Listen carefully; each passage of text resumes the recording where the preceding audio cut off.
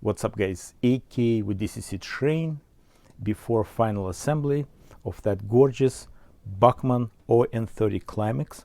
I want to show you a couple of hope it will be tips for you. So original board, if you want to sound good sound, and that was the goal, goes bye-bye.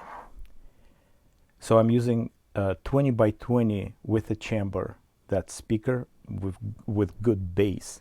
It's a Railmaster Hobbies Soundtracks decoder and capacitor original. So the really challenge to fit everything without any modification, which is I use two pins. They are like three kind of stands for the board to mount that speaker, and using double-sided tape.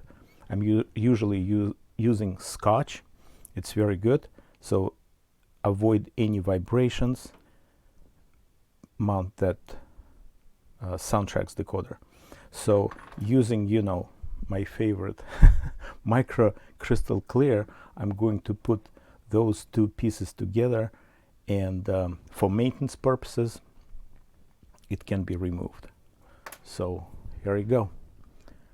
We'll do test video soon. Thanks for watching, supporting business. If you'd like to support channel, there is join membership button under every single video.